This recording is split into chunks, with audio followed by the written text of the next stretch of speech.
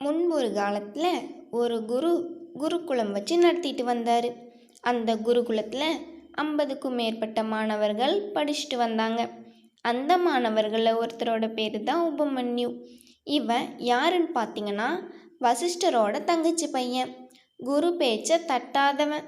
ஒரு நாள் குரு உபமன்யுவை கூப்பிட்டு, நீ போய் நம்ம குருகுலத்துக்கு சொந்தமான 50 மாடுகளையும் மேய்ச்சிட்டு வான்னு சொல்கிறாரு. இவன் உடனே சரின்னு சொல்லிட்டு 50 மாடுகளையும் ஓட்டிட்டு போய் மேய்ச்சி ஓட்டிட்டு வந்து தொழுவத்தில் எடுத்துட்டு வந்து கட்டிட்டு இரவு உணவுக்காக போகிறான்.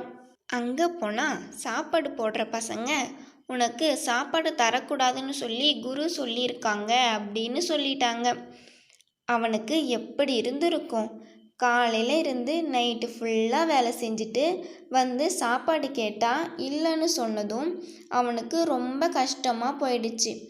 ஆனாலும் என்ன பண்ணுறது, குருவோட கட்டளையாச்சே அப்படின்னு நைட்டு போய் தண்ணி குடிச்சிட்டு கம்முன்னு படுத்துக்கிறான். அடுத்த நாள் மாடு ஓட்டிக்கிட்டு போயிட்டு மேய்ச்சிட்டு கூட்டிகிட்டு வந்து கட்டிடுறான். ஆனால் சாப்பாடு கிடையாது. இப்படியே ஒரு வாரம் போகுது. ஆனால் பையன் மட்டும் கொழுக்கு முழுக்குன்னு இருக்கிறான். ஒரு நாள் இதை குரு பார்க்குறாரு.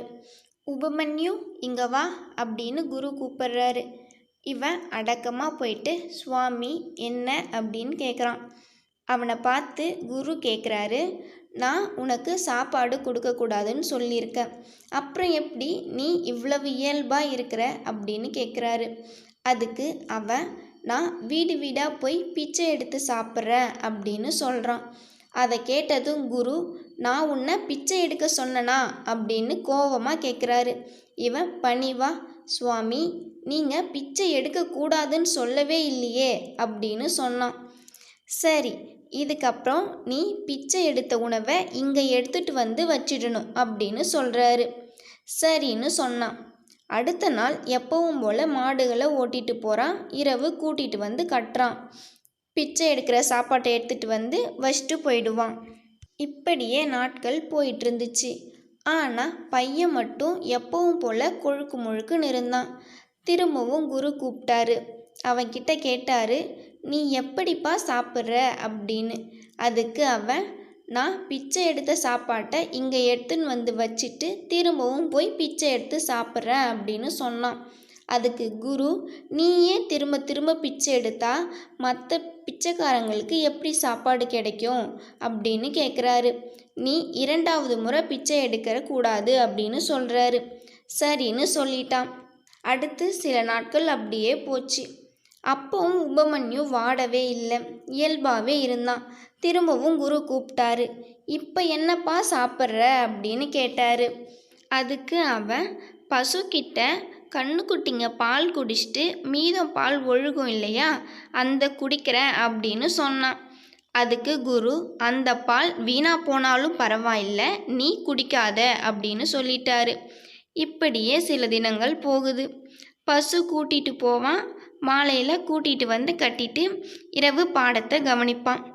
இப்படியே சில தினங்கள் போயிட்டே இருந்துச்சு. ஆனால் பையன் வாடலை. திரும்பவும் குரு அவனை கூப்பிட்றாரு. இப்போ என்ன சாப்பிட்ற உபமன்யு அப்படின்னு கேட்டார்.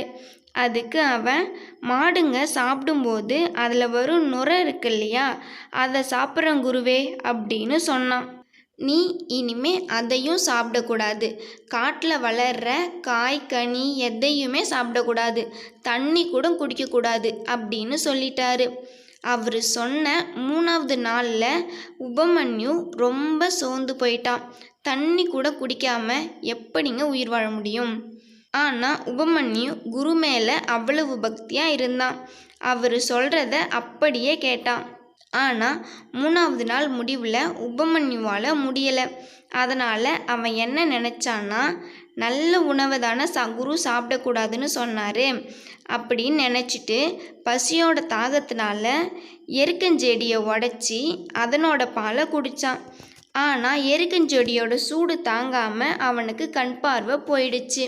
அவன் தட்டு தடுமாறி குருகுலத்துக்கு போயிடலான்னு நினச்சான். ஆனால் போயிட்டு இருந்த வழியில் ஒரு பாழடைஞ்ச கிணத்துல தவறி விழுந்துட்டான். விழும்போதும் குருதேவா குருதேவா அப்படின்னு சொல்லிகிட்டே விழறான். அங்கே இருந்த ஒரு செடியை பிடிச்சிட்டு தொங்கிட்டு இருந்தான். இரவு வகுப்புக்கு நேரமாச்சு. ஆனால் உபமன்யுவை காணோம். எங்கன்னு குரு கேட்டார். அவன் இன்னும் மாடுகளை கூட்டிகிட்டு வரலன்னு மற்ற பசங்க சொல்கிறாங்க. அதை கேட்டதும் குரு உடனே கையில் ஒரு தீப்பந்தத்தை எடுத்துக்கிட்டு அவனை தேடி போகிறாரு. உபமன்யு உபமன்யு அப்படின்னு கூட்டுக்கிட்டே போகிறாரு.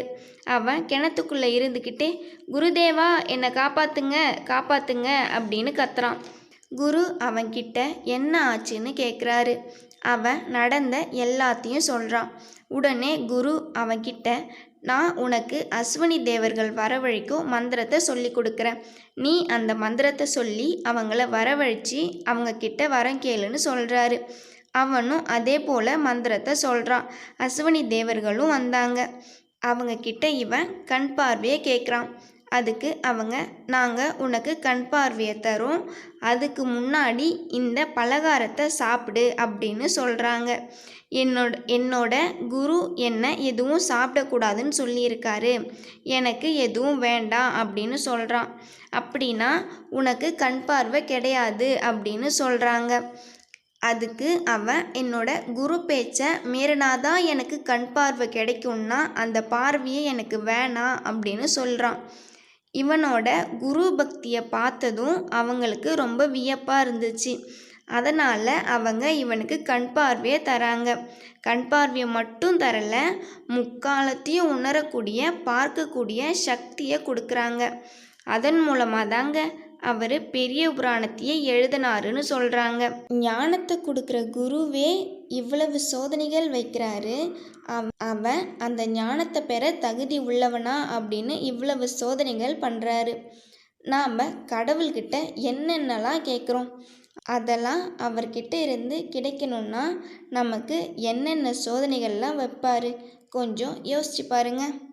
இந்த கதையில் வர மாதிரி தாங்க நாம் கடவுள் வைக்கிற சோதனைகளை எல்லாம் கடந்து வந்தாதான் நாம் எதிர்பார்க்காத நல்ல பலன்களை நமக்கு கிடைக்கும்.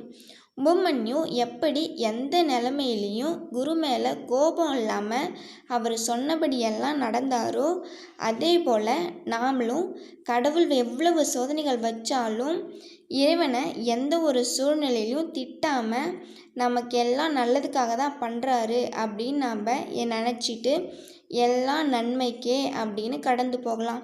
அப்போ தான் நமக்கு நாம் எதிர்பார்க்குற வாழ்க்கையை கொடுப்பாரு. கடவுளை நம்பினோர் கைவிடப்படார். இந்த கதை உங்களுக்கு ரொம்ப பிடிச்சிருக்குன்னு நினைக்கிறேன். மீண்டும் இதே மாதிரி ஒரு நல்ல கதையோடு உங்களை சந்திக்கிறேன். அதுவரை உங்களிடமிருந்து விடைபெறும் நான் உங்களில் ஒருத்தி. நன்றி, வணக்கம்.